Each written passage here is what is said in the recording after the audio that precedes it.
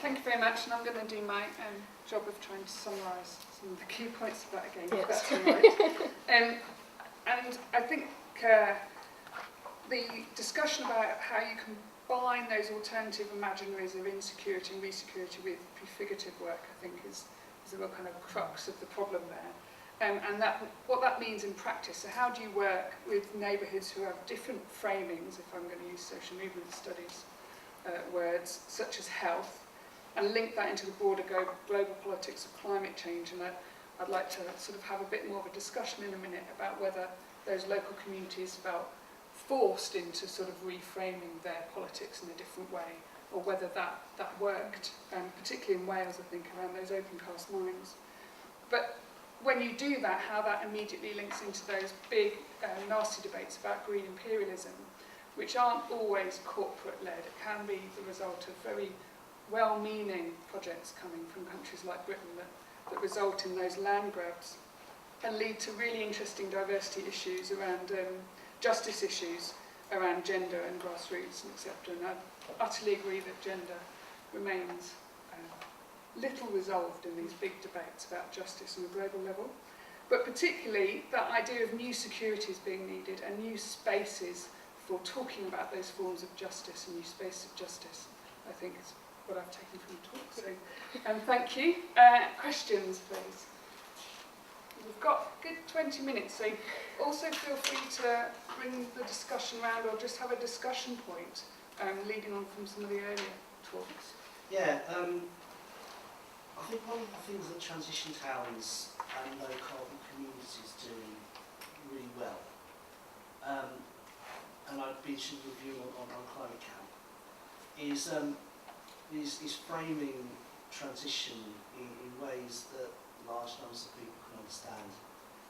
And I've always struggled with Climate Camp's way of working, and with things like clowning, because it seems to be a very exclusivist way of organising. It's like, it seems to be saying, we will communicate to you who do not know what the solutions are, whereas the transition town seems to be working with people in ways using inclusive language like community, which has got its own politics and you get to communities, as we've heard before. But then there's a wonderful bit that Rob wrote in Peace News, where he wrote that those of us that go to Climate Camp and think we're communicating in ways that millions of people are going to understand, perhaps need to think about that.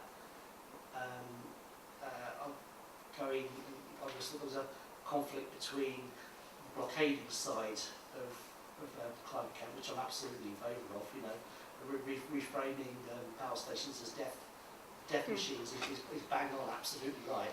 That's great social activity. But is there a conflict between that and the more prefigurative work?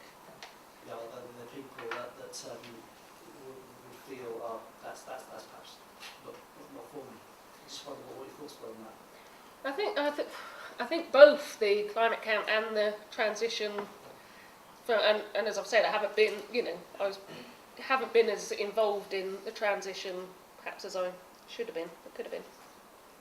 I think both have got very exclusionary aspects to them. I don't think transition top nest, one of my big problems with that is that I don't think anyone who lives on a very, very large social housing estate has been involved at all, in transition town top nest. So in a way, so they're not, I think what Climate Camp, what I take from, and I think they're both very different creatures in a way. I think we tend to pitch them against each other because they offer very sort of quite different spaces. But I think what Climate Camp has done is to intervene into these sort of normative frames of doing it in a way that transition towns haven't necessarily done that. I mean, I'm interested in work that you've done in Liverpool, because I think that's when it comes down to the place matters, because it's going to be very different in each place. So coming across transition town top nest, for instance, it just seemed like, yes, it's a sort of middle class, very involved in the community kind of people anyway. I don't necessarily think they're doing things that differently. Climate Camp, again, the same. It's sort of activists coming together not necessarily doing things differently to what they've done before at Counter Summit. They're trying to make it more in different spaces. So I think both have got their exclusionary aspects. I just think Climate Camp on the more political side is because it is sort of queering these landscapes, questioning and challenging the status quo a bit more, and sort of looking at system change, which, you know, our idealist. I quite like the clowns. Mark, did you have a question? I'm very conscious that three of us from the audience have done most of the talking. I do want to talk, but I want to make sure that other people get a chance to be first. So, anyone want to chip in other than, yeah? Well, I just wanted to ask, I was very interested in what you were saying about participation in international debates and seeing the very different perspectives which people in other countries have. And just maybe a wrong personal impression, but my personal impression is that British activists do not participate very much on international, non-English speaking audiences. There are movements like, for example, Des Croissants in France, Post-Vaxtum, Solidarity, Economy in Germany and so on, where you have conferences where huge numbers of people go with organisations like ATTAC, which are sort of melting pots for loads of different alternative ideological perspectives and points of view and so on. And there's almost a massive willingness to discuss across loads of different points of view, and internationally. For example, in Germany, loads of people come over. There's a real dialogue with people in Latin America, for example. And when I go to such conferences, there's virtually nobody there from Britain. The only person I know I always meet at these conferences is Tim Jackson. Probably because he can speak a bit of German. Yeah. But it seems to me that there is this, that these processes are huge melting pots of ideas, and there's hardly anybody there from this country. Yeah, no, I totally agree. And I think this was a big problem in Denmark. It split a lot of groups. That actually, for once, there was loads of British activists there. They were really highly mobilised, but seemed to think that they were governing the show and that they were the only people there. You know, and so and you had a lot of Italians just left. You know, it was almost like, well, you know, the British arrive in town and suddenly it's just like, well, this is how we do things. You know, get in a circle. You know, it wasn't listening. How's John Jordan these days? He's like, well, he set up a lovely eco-commune in La Rochelle. But yeah, it's, you know, there's always going to be a problem, and I don't think that's any different with the transition as well. That, you know, charismatic characters are going to sort of have more influence, like Paul Routledge's idea of Imagineers and charismatic people. You know, that's something, you know, we've got to acknowledge. And I think in Copenhagen there were a lot of groups from the Global South particularly were talking about the imperialism, activist imperialism, you know, that we've got to address, that we don't. And I found it really problematic that Climate Camp, as a very small group, you know, the most it's had at a camp is 3,000, you know, that's a very small football crowd, you know, really, you know, and it's really good, it's very empowering for people who are there, but it's a small group of people. And they sent 6 activists to Bolivia. You know, they were quite happy to fund 6 people to go to Bolivia. I mean, in the end, they supported 3 activists from the Global South. But the fact that it didn't go into the conversations that groups like the Bangladeshi Krishok Federation, who have like 1.5 million active participants, couldn't afford to send a single person. You know, these weren't questions that were happening, and they need to, but they weren't happening because we don't get involved with groups as much as we should do, and that interaction isn't happening. And I think when I sort of think about new securities, it is bringing people together from both. You know, we need to learn more from other groups rather than think we've got the solutions. Kelvin and then Gavin. Yeah, I'm not going to do any of those very interesting arguments about inclusionary and exclusionary things, but I was wondering if you could say something more about the idea of new securities, which is new to me. I think within geopolitics, I think it's come up as a narrative, especially through the work of Sarah Koopman, in actually building new solidarities and actually so countering these narratives of security that are going on elsewhere, sort of the more militarised narratives. And I think the new securities is how we actually act together, how we come together, act in solidarity, and actually that creates a stronger unit. You know, we've seen this at counter mobilisation things, more people acting together. But you know, to keep that going more long term, you know, whether it's learning from each other or acting together, you know, I think that's really important. How do you spell K-O-O-P-M-A-N. P for power. Yeah. Yeah, I just want to come back really to the question that Jenny posed in her attempt to summarise your talk, which is that sort of that tension between a framing that is grounded in everyday life in a place, however much that is, you know, the geographers of us in the room, sort of all sorts of thoughts about connections with the odd place, but that grounding of everyday life and the politics of the ordinary versus the extraordinary blockades. And I think almost it's a touching on the question that Pete phrased, because I think sometimes the tension with the prefigurative experiments that surround those is that they are still playing to the extraordinary rather than to the politics of how people live their lives. Now clearly, when we're talking about sustainability transitions, we are talking about changing ordinary life, but it's I'm not phrasing this very well. I think there's a constant tension, and I'm not quite sure how we address it, of connecting with the ordinary, of people beyond activist enclaves, and still working with them, or taking part in a journey with them somewhere else. I mean, I wasn't so involved in Merthyr, so actually Kelvin might have more sort of feedback on that. I actually found in Mains Hill, because it's a very small community, Douglas in South Lanarkshire, and it was these everyday things. It wasn't people who were talking about sustainability. It wasn't people who were talking about transition at all. This, you know, it was these very, you know, it's just like our houses are covered in soot. You know, we're burying so many more people than other villages, and you know what? It was almost like then you've got a group of people saying, right, actually, what we do is sit round in a circle and wave hands, and you know, this is like really important. And yeah, and do clapping. Always at the back.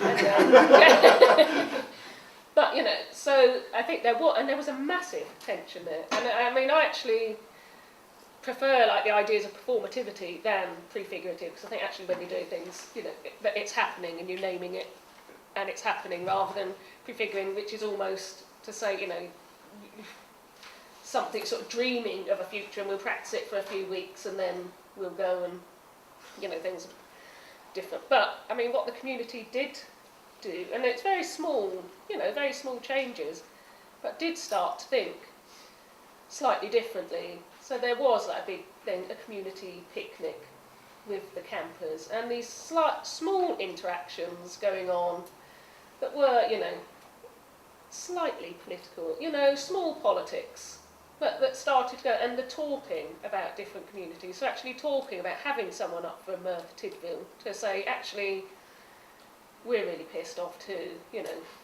we've got these problems and things, and then seeing how they addressed it, and they were already sort of involved in more sort of environmental politics on the ground. So actually making those, and I don't know if it's necessarily answering your question, but I think It wasn't just a question to you. yeah. But yeah, I think it's, you know, and it is very difficult when you've got the, you know, you're trying to balance big political questions like we tend to with climate justice and things, and everyday ordinary lives, and that's the two-way thing, you know, when you've got activists sort of turning up, a lot of them who see themselves as professional activists in a way, you know, turning up and well, we do things right, well actually they have, you know, it's this mutual listening, mutual actually understanding why a lot of people don't act, or aren't, you know, the barriers to agencies.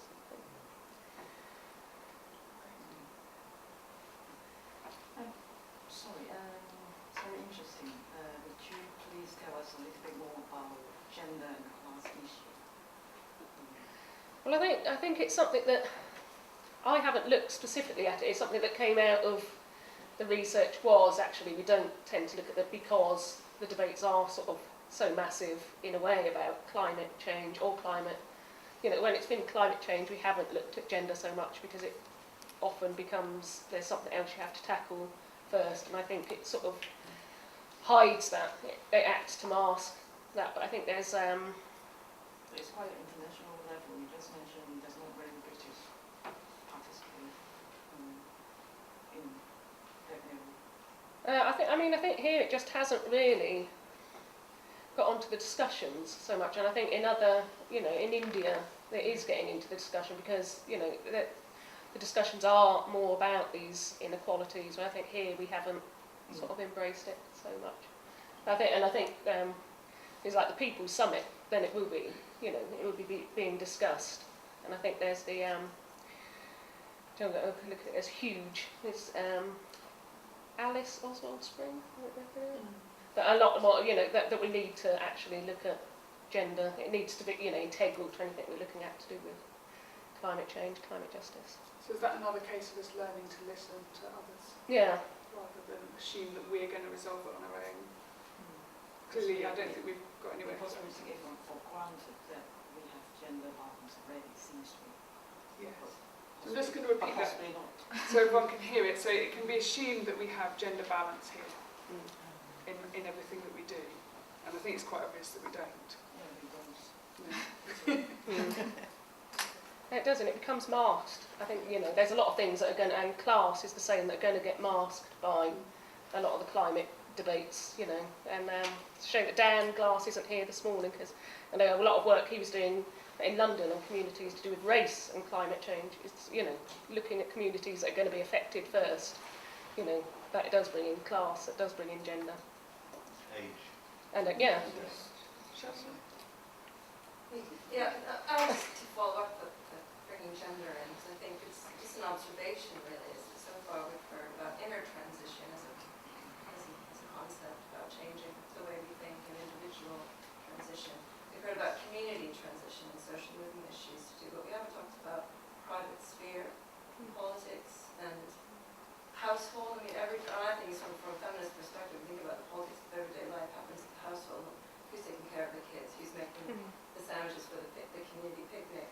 I mean, these types of issues, I'm just interested to know to what extent this is going to be part of our discussions today. We seem to be missing a space in between, the kind of individual and the community. And that's always been a feminist critique of environmental politics, that we forget the gender division of labour that happens to basically sustain our everyday, living and the care that has to happen to take, to make us all able to be activists or citizens or that kind of thing. So. it might be that that's a core theme that we have the discussion about this afternoon, because I do think that's a gap. I agree entirely. When we come to that process, we can perhaps agree on whether that's what we want to do. I agree. I wondered about research of people moving between different movements. This is presented a bit that all your transition towns or climate change camp, actually people move between all these things. So now, within a short time, but also over a lifetime, say between, I don't know if you've been, who were at Greenham, who are in some of these now, been active in feminist things. So there's a childcare at a transition show event from previous experience of people interweaving all these things, and that's one of the really important things of something like climate camp, is that people then take that experience to everywhere else they go. Yeah, and I think there's more work to be done on the mobility of people and actually how those collective visions bring new knowledges. Because I think Larch Maxey has done some research recently of sort of tracing where people have come from to the different. Larch Maxey. How do you spell it? Okay, I'll feel later. Yes.